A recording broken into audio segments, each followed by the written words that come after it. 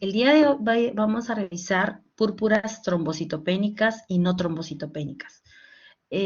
Las púrpuras trombocitopénicas son aquellas que van a producirse por descenso del número del número de plaquetas, cuya cifra normal de plaquetas es de 150.000 a 450.000.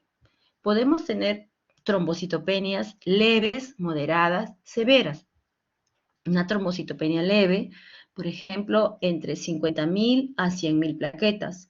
En ese rango, muy pocos pacientes van a sangrar. Entre 30.000 a 50.000 es un rango moderado. Podría haber sangrado después de algún traumatismo, y en personas que tienen menos de 10.000 plaquetas, menos de 20.000, consideramos que tienen una trombocitopenia severa.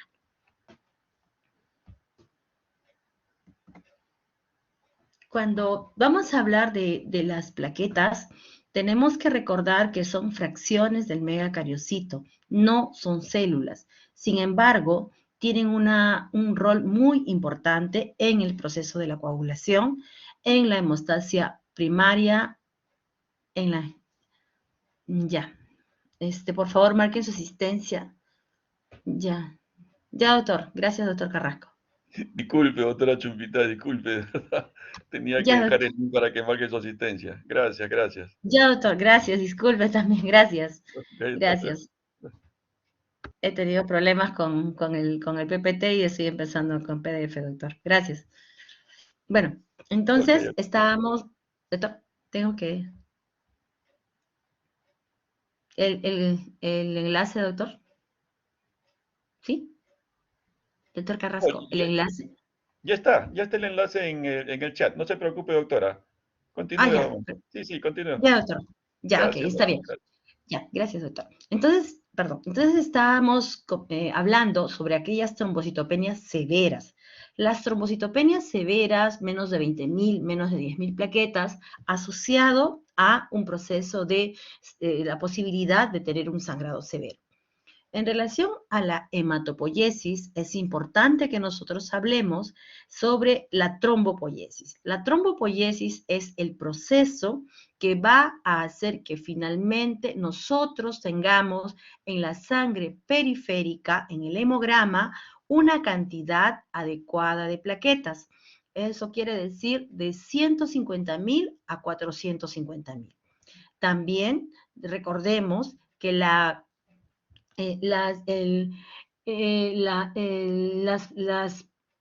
plaquetas pueden estar disminuidas por causas centrales, es decir, anormalidades en la médula ósea, por ejemplo, aplasia medular.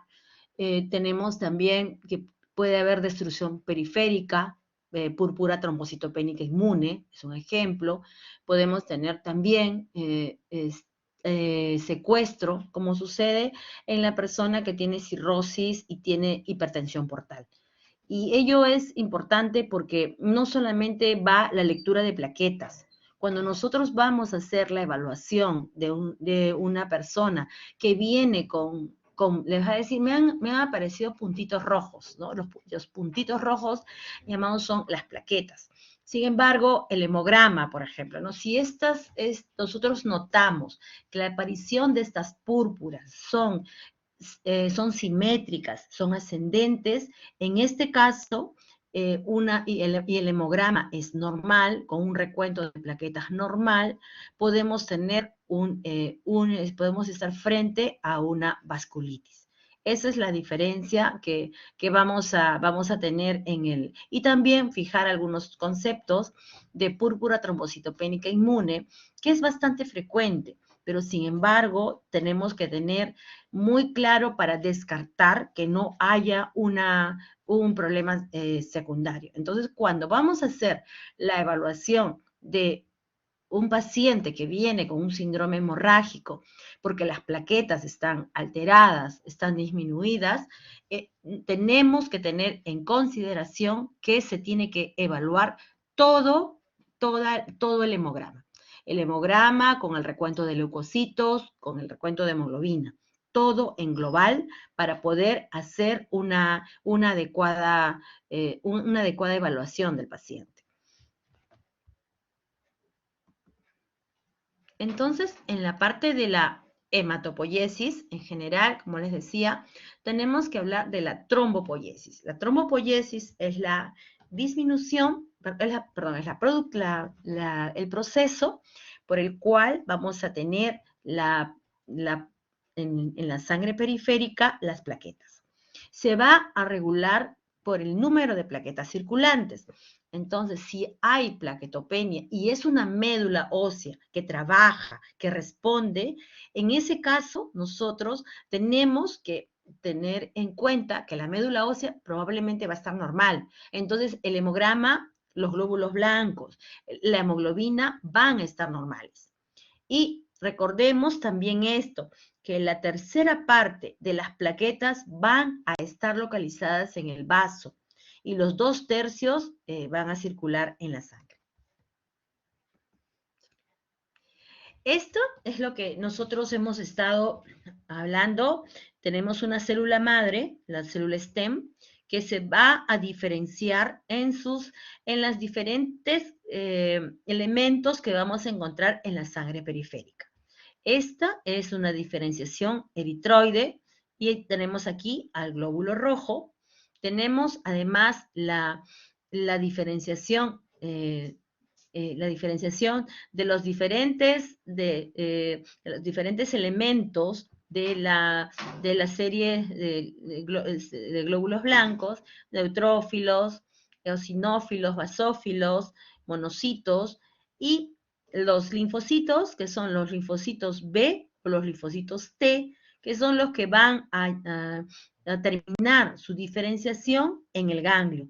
Y allí podemos entender que la malignización de esos linfocitos, que podemos tenerlo en el anillo de Waldeyer, que podemos tenerlo en el tracto digestivo, a nivel cervical, están a nivel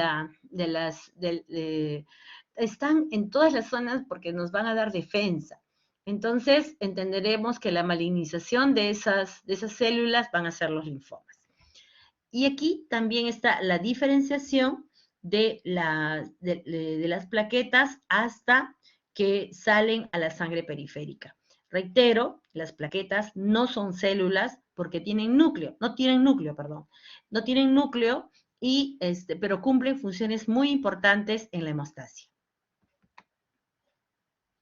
La trombopoiesis, recordémoslo aquí, es el proceso de diferenciación que va desde la célula madre hasta que salen las plaquetas a sangre periférica. Y es importante saber que durante todo el proceso de la trombopoiesis hay receptores de la trombopoietina. La trombopoietina es una proteína que estimula la producción de las plaquetas y desde la fase de célula madre hasta megacariocitos que los encontramos en la sangre, todavía en la médula ósea. Entonces, es muy importante recordar estos agentes. Nosotros, tenemos la trombopoietina endógena que hace que se diferencien hacia las plaquetas. Aquí tenemos, esta es una biopsia de hueso. Aquí lo que tenemos es un megacariocito y en su interior vemos las pequeñas fracciones de plaquetas que son las que van a salir a sangre periférica.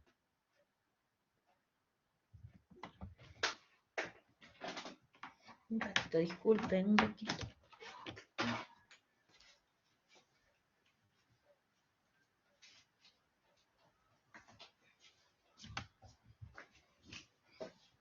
Ya, me moví, disculpen. Y entonces, aquí, en la siguiente lámina, tenemos a las plaquetas que están agregadas en la sangre periférica, ¿no? Vemos aquí, y cuando a veces hay pseudotrombocitopenia, y les informan macroplaquetas, es porque son plaquetas grandes. Las plaquetas grandes usualmente son son plaquetas jóvenes que salen a la sangre periférica y que pueden crear una pseudotrombocitopenia, porque en un hemograma automatizado, las plaquetas, todas aquellas que tienen determinado tamaño, van a ser tomadas como plaquetas. Sin embargo, si son plaquetas jóvenes y les informan trombocitopenia, ustedes pidan la revisión de ese hemograma, pidan el recuento manual de plaquetas. Les decía que si bien es cierto que las plaquetas no tienen no son células, sin embargo, tienen un rol muy importante en todo lo que es el proceso de coagulación, y también tienen un rol importante, por ejemplo, cuando se van a formar las placas de ateroma, ¿no? Y que los pacientes que tienen enfermedad ateroesclerosis, o aquellos que han hecho infarto de miocardio agudo, después reciben doble antiagregante plaquetario. Una vez que las plaquetas han salido de la sangre, han salido a la sangre periférica, perdón, van a vivir 10 días en la persona. Y este concepto, ¿por qué es importante? Porque cuando nosotros vamos a tener una persona que está tomando un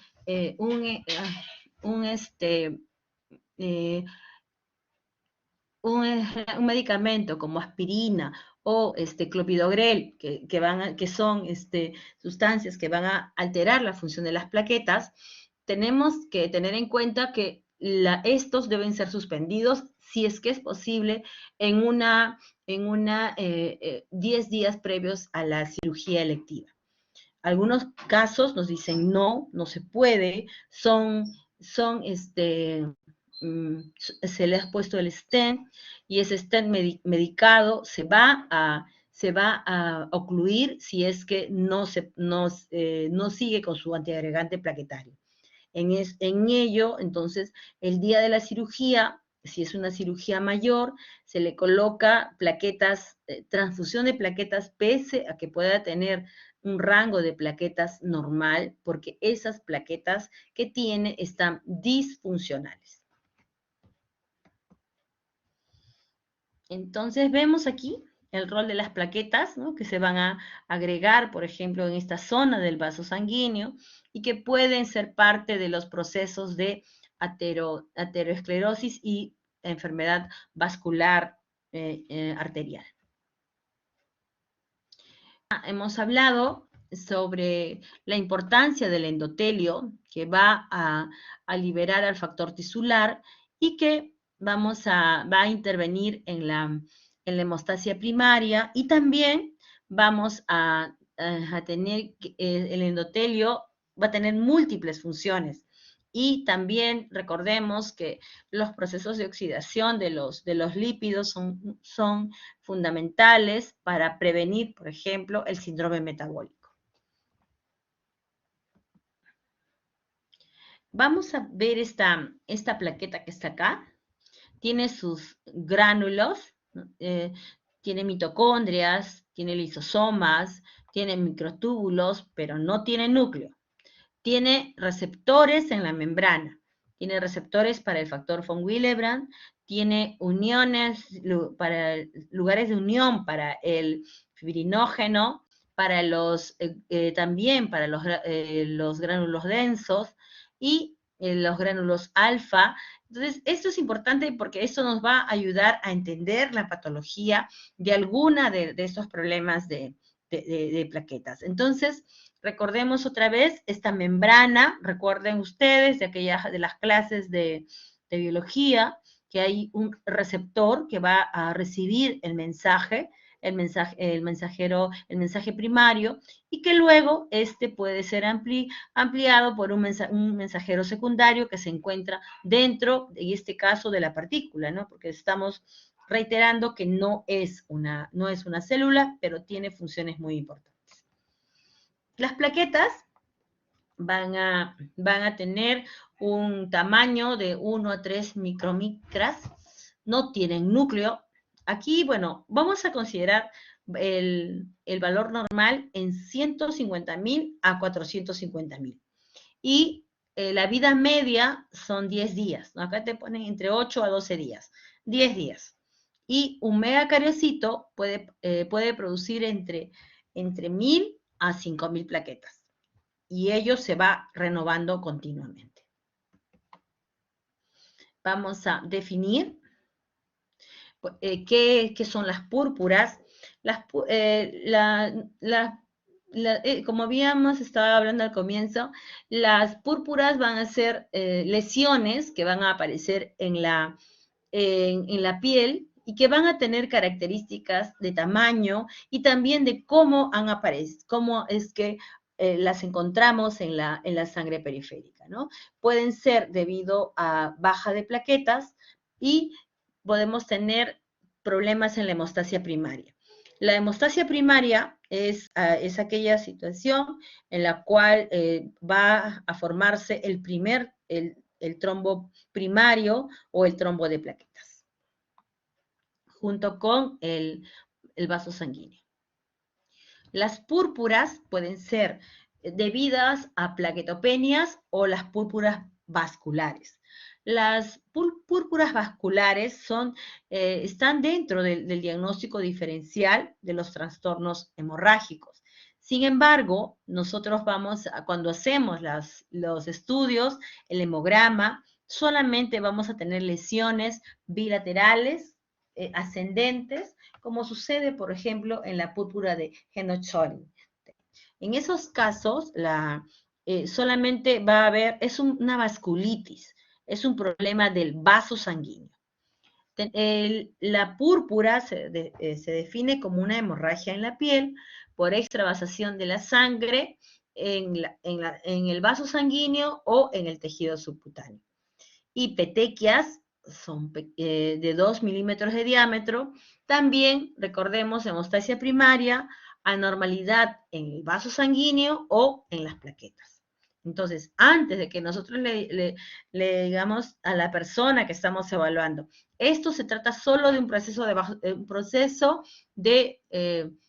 vaso sanguíneo, usted no tiene ningún problema, tenemos que haber revisado el hemograma, tenemos que haber hecho las consultas, si por ejemplo el paciente cuánto tiempo tiene o la paciente cuánto tiempo tiene esas molestias, si es que si es que han aparecido en otros lugares, tiene, por ejemplo, sangrados después del cepillado, todo ello es importante para poder evaluar. Nosotros vamos a diferenciar hemostasia primaria de hemostasia secundaria.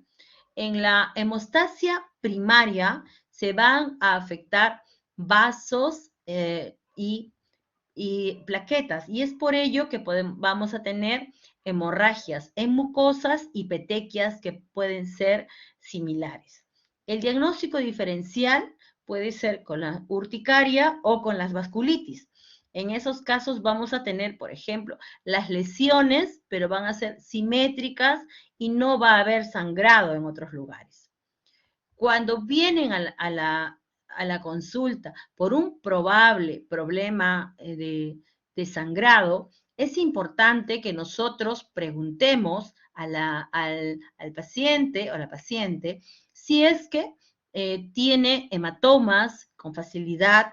En las mujeres también es importante considerar cuántos días tiene la menstruación.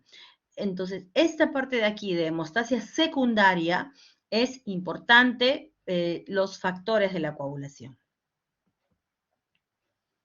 Las petequias, vamos a verlas aquí, puntiformes, y usualmente aparecen cuando tenemos menos de 20.000 plaquetas. Aquí tenemos las púrpuras vasculares, que son por vasculitis, por anormalidades en el vaso sanguíneo. Y tienen características como que son de aparición simétrica otra vez, no va a haber plaquetopenia en el hemograma, y recordemos con esta imagen de aquí que van a ser diseminadas, mientras que las púrpuras vasculares son localizadas. Entonces, cuando nosotros tenemos problemas en las plaquetas, puede ser debidos a la cantidad o a la calidad de las plaquetas. Los estados trombocitopénicos son aquellos en los cuales vamos a tener disminución de la producción de la sangre, o vamos a tener anormalidades en la periferia. Anormalidades en la médula ósea, producción disminuida. Hipoplasia, aplasia medular, tenemos mieloptisis y secundarias, es decir, aquellos que no son debidos, estos son centrales y estas son periféricas. Periféricas, distribución desordenada, hiperesplenismo en una persona con cirrosis, por ejemplo, destrucción acelerada. La fábrica, la médula ósea trabaja bien, pero hay mecanismos no inmunológicos, como por ejemplo la coagulación intravascular diseminada, la púrpura trombocitopénica trombótica, y también vamos a tener mecanismos inmunológicos. Y dentro de ellos, frecuente la púrpura trombocitopénica inmune. Aquí solamente es para que nos quedemos con el concepto que hay problemas centrales y problemas periféricos. Centrales me refiero a anormalidades en las causas por las cuales la médula ósea no va a producir la cantidad suficiente de plaquetas. Periféricas tenemos inmunológicas y no inmunológicas. El diagnóstico diferencial de la trombocitopenia, vamos a tener dentro de este grupo, por ejemplo, a la púrpura trombocitopénica inmune, usualmente es más frecuente en las mujeres aparentemente saludables. También puede ser asociado a medicamentos, por ejemplo, los medicamentos que se usan en artritis reumatoide. Tenemos también otras, cuando viene el paciente con un síndrome de distrés respiratorio agudo, vamos a tener, probablemente podría ser un CID, pero ahora en estas épocas también tendríamos que ver la saturación y pensar en COVID, ¿no? La coagulación intravascular diseminada puede estar asociada a sepsis, a malignidad, entonces no vamos a tener el caso de que el paciente va a traer alguna sintomatología. La púrpura trombocitopénica trombótica, microangiopática, es un problema severo en el que vamos a tener disminución de las plaquetas, pero van a haber la aparición de una anemia microangiopática, alteraciones, usualmente tenemos manifestaciones neurológicas que pueden llevar al coma, que pueden llevar a convulsiones, y que vamos a tener asociado en la sangre periférica como expresión de la microangiopatía los glóbulos rojos fragmentados. El síndrome de HELLP también puede cursar con plaquetopenia. Es una gestante, pero se va a asociar a hipertensión, se va a asociar a anormalidades en las enzimas hepáticas, y también dependiendo del momento del embarazo. La trombocitopenia inducida por la heparina es un anticoagulante que tiene dos efectos en las plaquetas, ¿no? Uno, disminuye en las plaquetas, y esa disminución es benigna, y es proagregante y no hay ningún problema grave.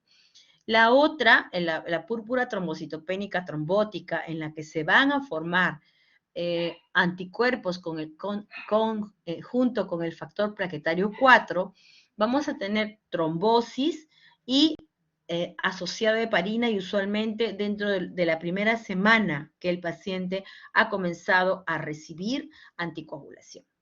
La anemia plástica, como su nombre lo dice, no solamente va a tener plaquetopenia, va a tener además pancitopenia en diferentes grados de anemia y neutropenia en diferentes grados también. La enfermedad hepática, bastante frecuente.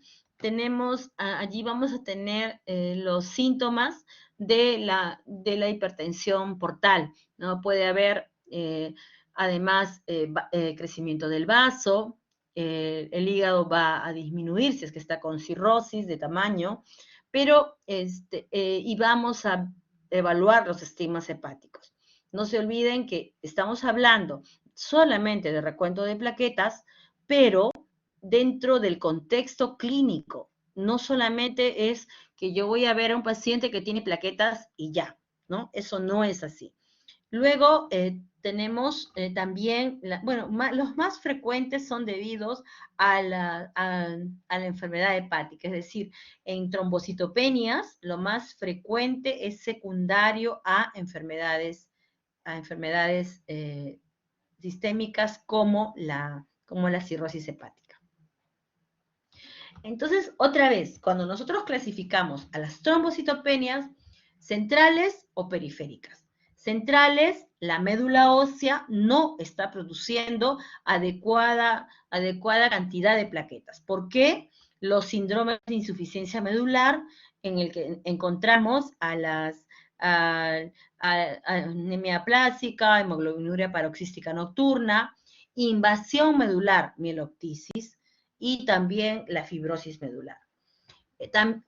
Periféricas. En las periféricas lo que vamos a tener es un hiperconsumo, por ejemplo, en la sepsis, distribución desordenada. Distribución desordenada, por ejemplo, tenemos en el hiperesplenismo. Manifestaciones clínicas de la baja de plaquetas. Petequias, equimosis, formación de epístasis, gingivorragia, metrorragia.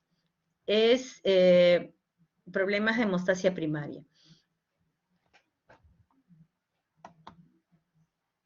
La púrpura trombocitopénica inmune es una de las patologías que creo que es frecuente, y además es importante que queden con este concepto, porque van a tener de cerca a estos pacientes. Usualmente es un diagnóstico de exclusión en el que vamos a tener trombocitopenia aislada, y no debe haber fiebre, no debe haber hepatomegalia, no debe haber visceromegalia. Van a formarse autoanticuerpos contra las plaquetas, y eso va a hacer que haya destrucción plaquetaria. Los megacariocitos también pueden tener algún freno, pero usualmente se debe encontrar en cantidad normal, y también en cantidad podría estar incrementado debido a la respuesta que hay de la médula ósea ante la disminución de plaquetas. La trombocitopenia, puede ser trombocitopenia aislada, y para ello es importante que veamos otra vez la lámina periférica.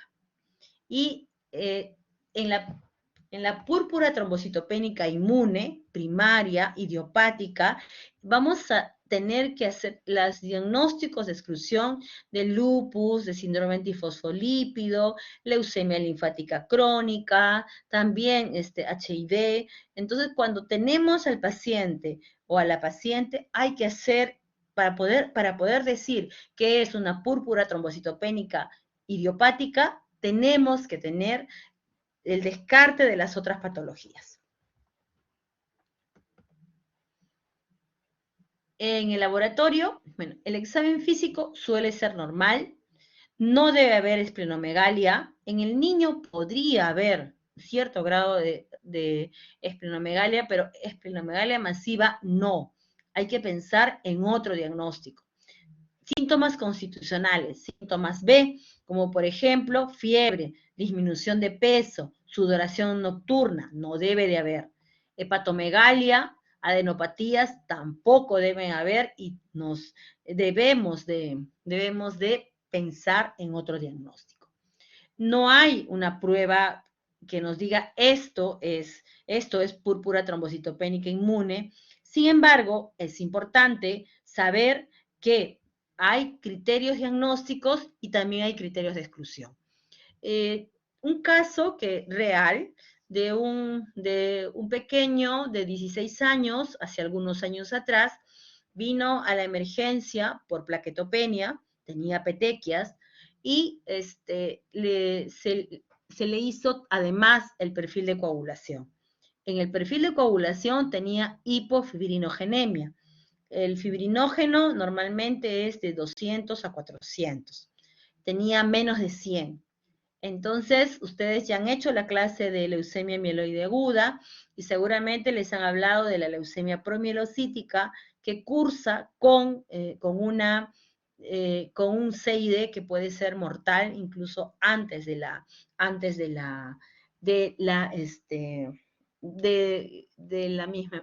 misma enfermedad. Entonces, el paciente estaba haciendo un CID, se le hizo una nueva lámina y la nueva lámina tenía promielocitos. Esa no era esos linfocitos la leve linfocitosis que mostraba en el hemograma, que el niño lo puede tener, estamos hablando de un adolescente de 16 años. Sin embargo, ya se estaba yendo de alta con prednisona, con el diagnóstico de púrpura trombocitopénica inmune. No digo que todo paciente va a hacer leucemia promielocítica, pero lo que digo es que a todo paciente que viene con un síndrome hemorragíparo, hagámosle un hemograma, hagámosle un perfil de coagulación. Entonces, la primaria vamos a tener que es una trombocitopenia sola y no va a haber otra patología. Está también la trombocitopenia inducida por medicamentos, que sin embargo no se puede diferenciar mucho, sobre todo en los primeros momentos de un paciente con una púrpura trombocitopénica inmune, y se maneja como tal, con corticoides. Entonces, la púrpura trombocitopénica inmune es una trombocitopenia asociada a la médula ósea normal o con incremento de megacariocitos en la médula ósea. Es el trastorno más común en hematología pediátrica. La púrpura trombocitopénica inmune, entonces, es un diagnóstico que se hace por exclusión. Va a ser frecuente en el niño, también lo podemos encontrar en los adultos con dos picos, uno en el adulto joven y otro en el adulto mayor. Sin embargo, debe de excluirse toda causa que en ese momento sea posible de que bajen las plaquetas. Por ejemplo, no debe haber fiebre, no debe haber ingesta de medicamentos en ese momento y solamente, reitero, una persona saludable con plaquetas bajas. Es común encontrarle, como les decía, se puede presentar en adultos jóvenes, es más frecuente en mujeres y algunas de ellas, pues de las mujeres, podemos tener un problema reumatológico asociado. El 80% de los adultos usualmente no responden a la terapia, tienen un curso lento y crónico, siendo un proceso benigno. Púrpura trombocitopénica inmune es un proceso benigno. Entonces, ¿qué pasa? ¿Qué pasa en la púrpura trombocitopénica? lo que va a pasar, van a formarse anticuerpos contra las propias plaquetas y van a ser destruidas, van a formarse inmunocomplejos y estos van a ser fagocitados por el sistema retículo endotelial. ¿Y cuál es principalmente el lugar? Es el vaso. Decíamos que 1/3 de las plaquetas producidas se quedan en el vaso.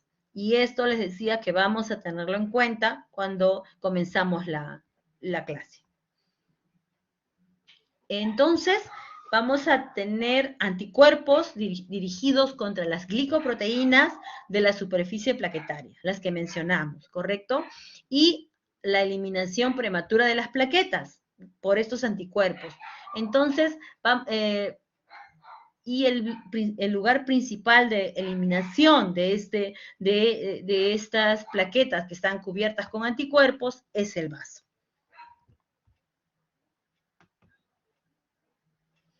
Se han encontrado también niveles normales o incrementados de eritropoyetina.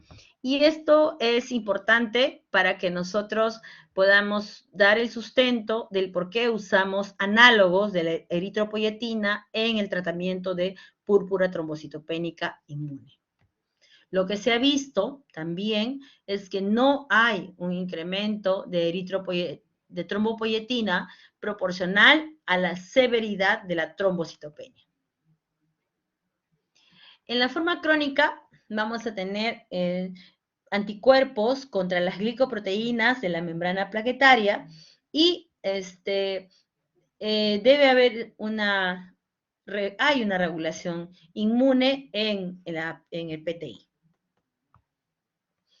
Los anticuerpos también podrían presentarse como respuesta a la infección.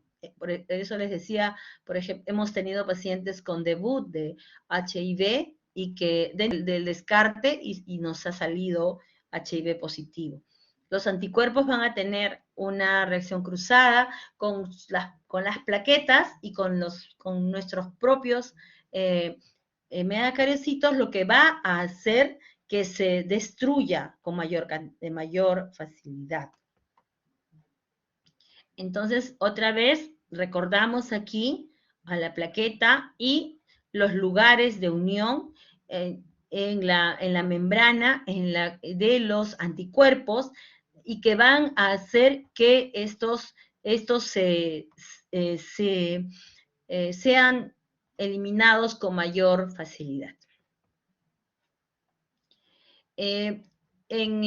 Ya sabemos que esto es un problema inmune, que vamos a tener además a los macrófagos que van a tener receptores que se van a unir a la inmunoglobulina G. Y otra vez vamos a recordar cómo desde un precursor de megacariocito podemos terminar hasta las plaquetas en la sangre periférica. Sí deben haberles hablado de la leucemia megacariocítica, en la cual va a hacer la transformación de estos megacariocitos en blastos, ¿no? Es una enfermedad neoplásica, pero de lo que estoy hablando en este momento es de la púrpura trombocitopénica inmune. Entonces aquí tenemos los receptores y las plaquetas, dónde van a estar los receptores y también las glicoproteínas que hemos hablado, que son importantes para que que las plaquetas se agregan y se adhieren. En una trombocitopenia secundaria, nosotros vamos a encontrar, como les decía, vamos a encontrar otras causas por las cuales va a darse esta destrucción.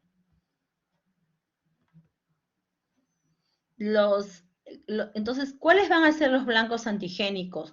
Son las glicoproteínas 1B, 3A y las glicoproteínas 1B, 9, ¿no? Si nosotros veíamos en nuestras plaquetitas que estaban aquí, y les señalaba las glicoproteínas 3B, 3A y las glicoproteínas 1B, 9. Y aquí están las glicoproteínas 1A, 2A. Son los receptores. Reitero otra vez, acordémonos de los, históricamente lo que ha pasado es que existe una prueba que son los anticuerpos antiplaquetarios. Sin embargo, esta prueba no es característica y nos va a decir que sí, efectivamente. No es, lo que va aquí a ser más importante es la clínica. Y algunas pruebas pueden captar estos antígenos dirigidos contra las glicoproteínas, pero sin embargo, podrían ser usados en el diagnóstico, pero no nos van a ofrecer un diagnóstico absoluto. También se han reportado anticuerpos antiglicoproteína en pacientes con PTI, y que estos pacientes van a ser refractarios al tratamiento.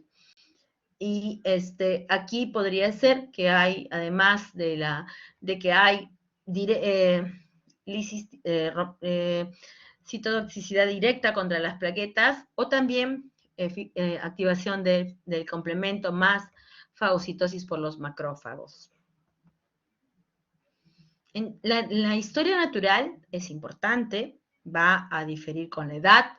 Los niños, usualmente, entre el 80 a 90% van a tener una remisión completa entre la segunda a la 8ª semana. Mientras que en los adultos es todo lo inverso. El 9% aproximadamente van a tener remisiones espontáneas. Entonces, en el niño, usualmente hasta un 61%, vamos a tener un curso agudo, mientras que en los adultos, en un 90% van a tener un curso crónico. Y es por eso que es importante que recuerden, porque muchos de ustedes de repente van a ser pediatras y el papá desesperado, la mamá desesperada, va a traer a su niñito lleno de plaquetas. Lleno de petequias, perdón. Le hacen un hemograma, le encuentran plaquetopenia, pero el niño está tranquilo. Y hemos visto también que la persona, a pesar de tener niveles muy bajos de plaquetas, muy pocas veces sangra. Pero eso no implica que no demos tratamiento. En cuanto a la clínica, lo que vamos a tener es un sangrado variable en un paciente saludable. El paciente que les comenté con leucemia mieloide aguda M3, que se estaba yendo a casa con prednisona y que por allí se le encontró que estaba el fibrinógeno bajo, entonces se le cambió el diagnóstico. Esplenomegalia y adenopatías sugieren otro diagnóstico. No debemos tener. Entonces, como parte del examen, hacemos ecografías. Las púrpuras no trombocitopénicas, es decir, con el número de plaquetas normales, están asociadas usualmente a vasculitis. Las vasculitis son problemas de vaso sanguíneo. En cuanto a la mortalidad, muy pocas veces se han visto muertes por hemorragia a pesar de tener menos de 10.000 plaquetas. Probablemente es porque salen a la sangre periférica, pero salen y son destruidas con gran rapidez, de tal manera que cuando se le hace el dosaje, tienen plaquetas muy, muy bajas. Ahora, vamos a tener además la presencia de petequias, hematomas inusuales ante sangrados leves. Recordemos también que pueden aparecer signos de sangrado en mucosas. Estos sangrados se llaman enantemas y puede ser debido también a la disminución de plaquetas. Les mencionaba, antes de comenzando la clase, que tenemos grados de trombocitopenia, considerando que el rango normal de plaquetas es 150.000 a 450.000. Entonces, entre 50.000 a 100.000, usualmente no va a haber hemorragia, pero el consenso es que para procedimientos menores, 50.000 está bien, y para procedimientos mayores, con 90.000 plaquetas. Más de 90.000 a 100.000 plaquetas. Entonces, por ejemplo, pero no hay consenso en decir cuál es el procedimiento mayor o el procedimiento menor. La Asociación Americana de Hematología decía, por ejemplo, procedimiento mayor, una cirugía cerebral, una neurocirugía. Tienes que llevarlos a 100.000 plaquetas como mínimo. Un procedimiento menor, la cateterización, un cateterismo, ¿no? Pero también depende el lugar y depende de la experiencia que se va a tener al momento que se coloca el cateterismo, y sobre todo en aquellos catéteres femorales. Entre 20.000 a 50.000 puede haber púrpura, puede haber epístasis y asociado usualmente a traumatismos.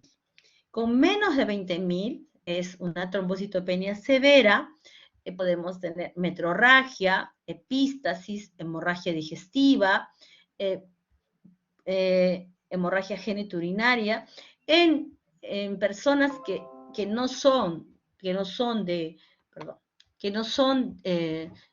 púrpura trombocitopénica, podrían tener mayor riesgo de sangrado en sistema nervioso central. Entonces, cuando nosotros vamos a hablar de las causas de trombocitopenia, también hablamos de aquellas que son hereditarias y no hereditarias. En las causas hereditarias tenemos defectos en la adhesión y en la agregación plaquetaria. En las causas hereditarias tenemos el síndrome de Bernard-Soulier, tenemos además la anemia de Fanconi, pero la anemia de Fanconi va a tener otras características, va a ser además un problema no solamente de plaquetas, sino también de un problema de glóbulos rojos por anemia severa, ¿no? Y entre las causas no hereditarias tenemos causas inmunes y causas no inmunes.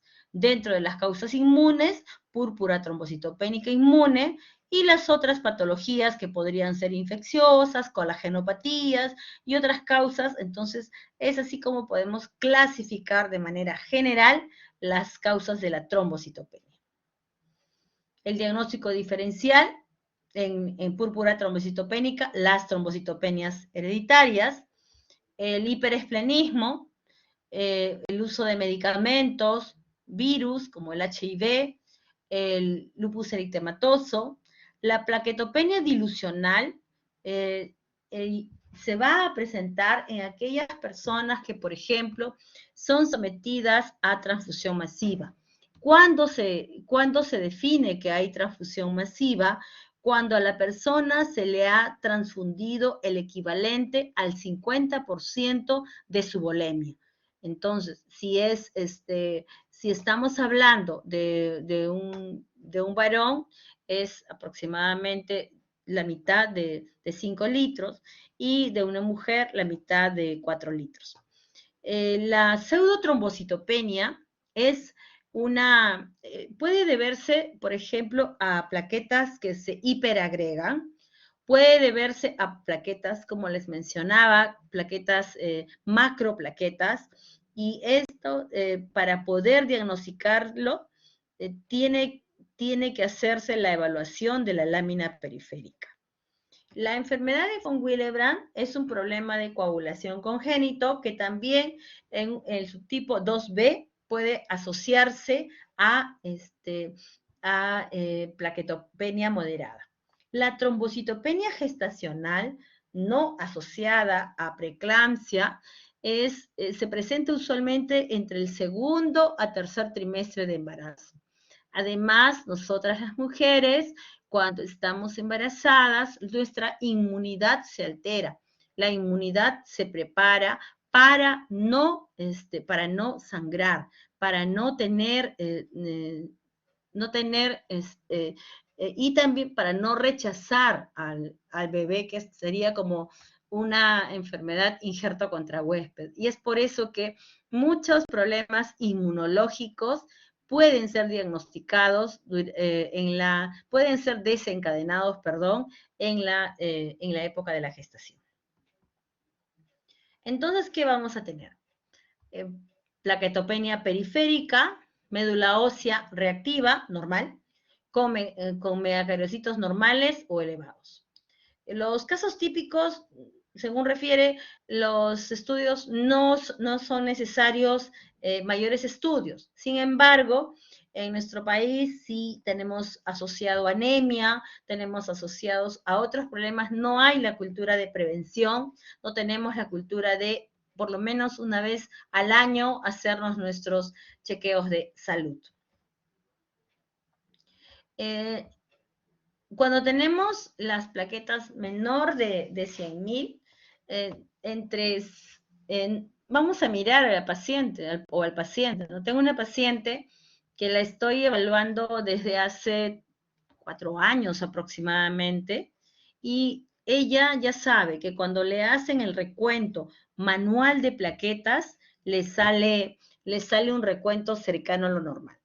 Entonces, ella fue con un reumatólogo, dos reumatólogos, y le dijeron, pero tú tienes plaquetas, ¿por qué no te ha dado corticoide tu hematóloga? Porque no hay criterios de tratamiento, la persona está tranquila. Nosotros no tenemos, ella tiene púrpura trombocitopénica inmune primaria, pero si está tranquila, si no hay necesidad de agregarle algún tratamiento, es como decir, no la enfermemos, ¿no? Entonces, es importante conocer la sangre de nuestro paciente. Lo primero que vamos a dar en el tratamiento son glucocorticoides, prednisona, o el equivalente que puede ser también dexametasona, el equivalente de prednisona de 1 miligramo kilo peso.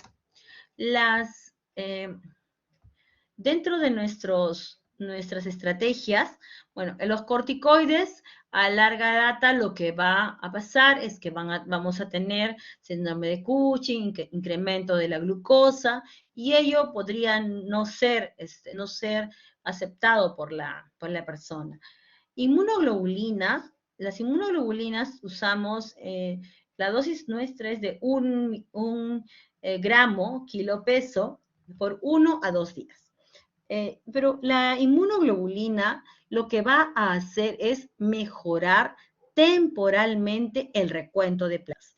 Entonces, cuando nosotros utilizamos inmunoglobulina, paciente con PTI crónico que tiene rango de plaquetas 20.000, 30.000, sin sangrado, y necesita ser sometido a una cirugía o viene por una hemorragia digestiva. En ese grupo de pacientes sí está indicado dar inmunoglobulina, recordando que es un hemodiderivado y que además vamos a tener que en cuenta que la duración son solamente por pocos días, la duración de la terapia. El otro día me llama el familiar de una gerente del hospital y me dice que tiene a su familiar con púrpura trombocitopénica inmune, que ya le han comenzado corticoides en la práctica privada, un colega que le había dicho que tenía que ponerle inmunoglobulinas. Y es por eso que estaba pidiendo el traslado para el hospital, porque la paciente tenía seguro social. Se le dijo claramente que la baja de plaquetas es por anticuerpos y que la inmunoglobulina, si no estaba sangrando, no tenía razón, y es por eso que, bueno, el colega le dijo, bueno, si ustedes desconfían, es el tratamiento de cada uno, pero es lo que está estipulado. Entonces, los criterios para iniciar tratamiento usualmente van a ser el recuento de plaquetas, ¿no? El recuento de plaquetas menos de 20.000, menos de 30.000 con sangrado. Mayor de 50.000 es el caso de mi paciente que les he comentado. No tiene hemorragia, ya se le ha buscado, ella tuvo neoplasia de mama hace mucho tiempo, pero solo la operaron. No recibió ni quimio ni radio. Entonces, en ese caso, no podría ser, digamos, un síndrome mielodisplásico, ¿no? Y es una persona adulta joven, que va periódicamente a hacerse sus chequeos de cómo van sus plaquetas y, no ha necesitado por el momento aumentar la cifra de plaquetas porque ella maneja un rango entre 50.000 a 80.000 y no está indicado en ese caso dar corticoterapia. Riesgo-beneficio. En el tratamiento inicial lo que vamos a dar son corticoides y, como les decía, en algunos casos inmunoglobulina. También se dan otros inmunosupresores. La esplenectomía es la terapia de segunda elección, si es que no hay respuesta, sobre todo en el paciente crónico, y se le tiene que vacunar contra el neumococo, el meningococo 2 semanas antes. Los antifibrinolíticos como el transamin los vamos a usar bajo la forma de enjuagatorios en pacientes que vengan con sangrado activo a nivel de cavidad oral. Muchos de estos pacientes crónicos que reciben múltiples tratamientos de inmunosupresión, lo que van a tener, no tanto van a fallecer por sangrado, sino van a fallecer por infección debido a los múltiples agentes inmunosupresores que usamos para tratar de controlar la cifra de plaquetas. Ojo que nosotros en el tratamiento no es que nosotros querramos tener el rango normal de plaquetas. Lo que nosotros buscamos es tener un rango seguro de plaquetas. Entonces, es diferente. Yo no pretendo darle 2 gramos de prednisona kilo peso día con tal de tenerla en 100.000, 150.000, no. Si mi paciente está con una dosis mínima, que puede ser 10 miligramos de prednisona, y con eso mantiene 20.000, 30.000 plaquetas y está tranquila, y hay que hacerle saber que si tiene algún problema agudo debe de ir a la consulta. Sin embargo, no está indicado otros tratamientos que podrían perjudicar más a la paciente. Recordemos la inmunosupresión y, sobre todo en estas épocas, vamos a tener la mayor probabilidad de infectar a la persona. Como les decía, fallecen más por problemas de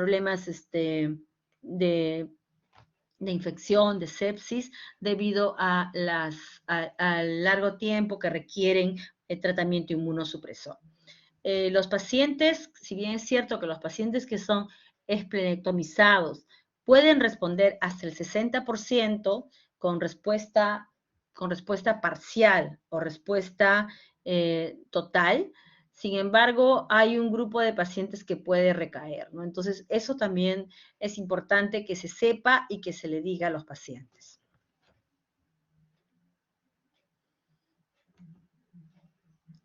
Entonces, prednisona sigue siendo la primera línea de tratamiento. Luego existen otros inmunosupresores. Se puede usar danazol, se puede usar también rituximab, que es un anticuerpo monoclonal anti-CD20, ciclofosfamida como inmunomodulador, y otros inmunosupresores que finalmente vamos utilizando, pero sin nuestro objetivo no es tener una cifra normal de plaquetas, sino es una cifra segura de plaquetas, porque también estos medicamentos van a tener efectos secundarios. Tenemos entonces corticosteroides y también las inmunoglobulinas pero otra vez como tratamiento de emergencia, una cirugía, por ejemplo, ¿no?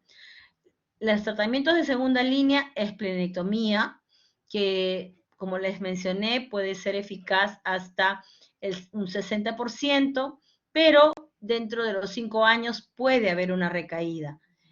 Irradiación y embolización esplénica ya no se utiliza. Lo que sí tenemos en nuestro país son los agentes trombopoyéticos, que son análogos de la trombopoyetina. Tenemos el trombopag y tenemos el romiplastin. Nosotros la experiencia que tenemos es utilizando el trombopag. El trombopag y el romiplastin son agentes trombopoyéticos que van a asemejar la acción de la trombopoyetina. Recuerden que cuando hablamos de la hematopoiesis decíamos, miren a qué nivel está actuando la trombopoyetina, incluso regula la producción de megacariocitos y de esta manera la producción plaquetaria. Entonces, se han desarrollado moléculas semejantes a la trombopoyetina, sí, uno de ellos es el romiplastin y otro, el que tenemos, es el trombopag. Hemos tenido pacientes que han alcanzado buena respuesta. La dosis máxima que damos en el caso del trombopag es 75 miligramos. Con ello hemos conseguido tener por lo menos a llegar a un recuento de 100.000 plaquetas. Y una de las razones era que mi paciente en este caso, no quería ser esplenectomizada porque yo no le podía garantizar que no va a ser sometida a otro tratamiento. Sin embargo, nosotros dependemos de un comité farmacológico. La señora perdió la respuesta, usaba el trombopag junto con dosis mínimas de prednisona, 5 miligramos, y con ello manteníamos 30.000 plaquetas, pero el comité farmacológico decidió que no era adecuado y que continuara, que no había respuesta, y le quitaron a la paciente la autorización, y bueno, pues he tenido que cambiar a danazol con prednisona. Voy a ver si consigo que ella acepte la esplenectomía, aunque en estas épocas no están haciendo las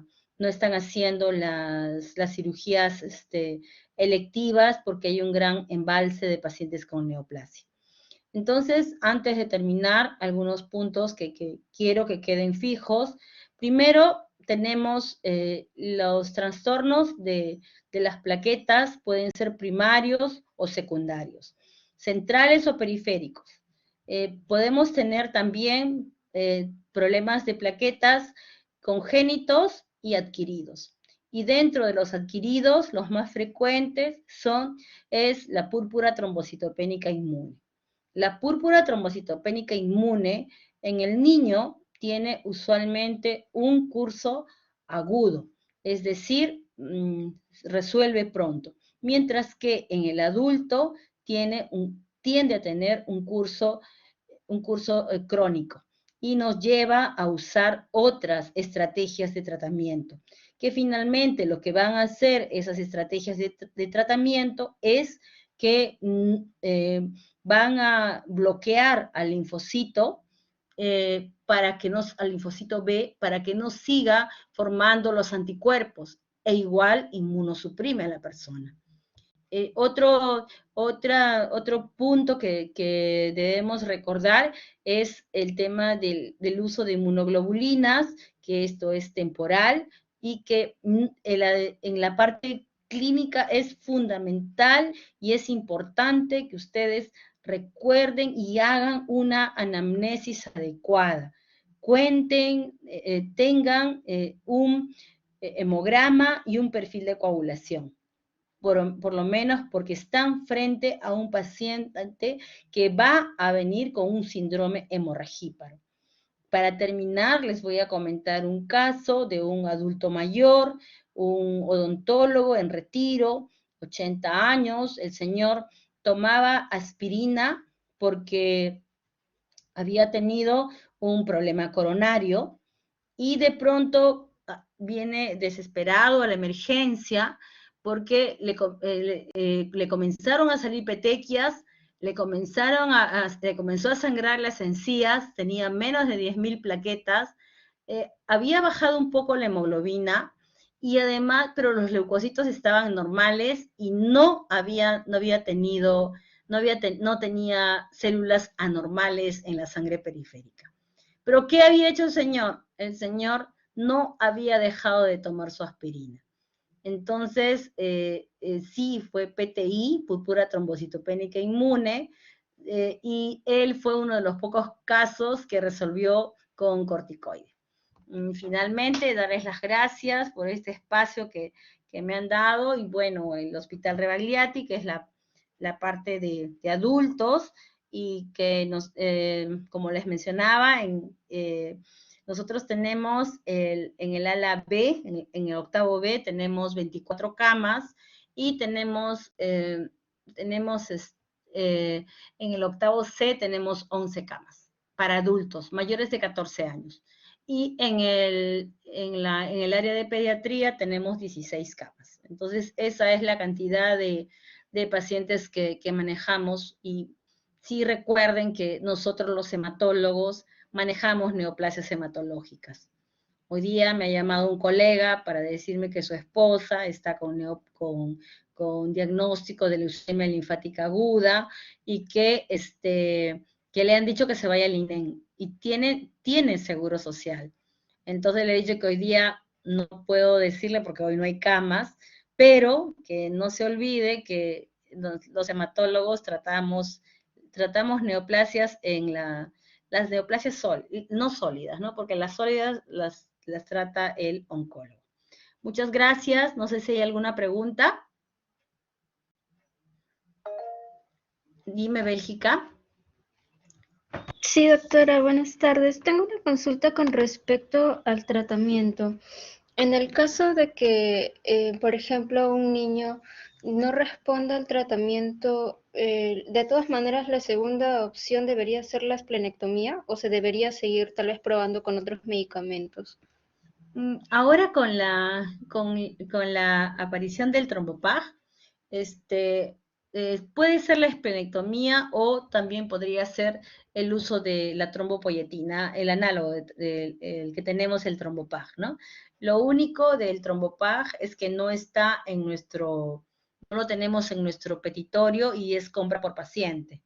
Y para la esplenectomía sí habría que prepararlo, ¿no? Si bien es cierto, son pocos los casos de niños, pero viendo la situación, viendo la necesidad en ese momento, podría hacerse por ejemplo, trabajamos en un hospital de Minsa en el que no tenemos acceso a inmunoglobulinas, porque las inmunoglobulinas son costosas también. Podría ser transfusión de plaquetas previo a la esplenectomía. Sin embargo, esto puede ser controversial porque si las plaquetas propias son destruidas con facilidad, mucho más las transfundidas, ¿no? Entonces, muy pocas veces también indicamos transfusión de plaquetas. Nosotros, bueno, estoy hablando de la seguridad social. Ya, doctora, muchas gracias. Y doctora, no te escuché ahí. más o menos, ¿cuánto tiempo se tiene que esperar para que la persona responda al tratamiento? ¿Cuánto sería el tiempo máximo de espera? Antes se decía 1 año, ahora 6 meses, ¿no? Para decir que es un problema crónico. Entre 6 meses a 1 año. El paciente no debe requerir dosis altas de prednisona para mantener un rango seguro, es uno de los criterios, ¿no?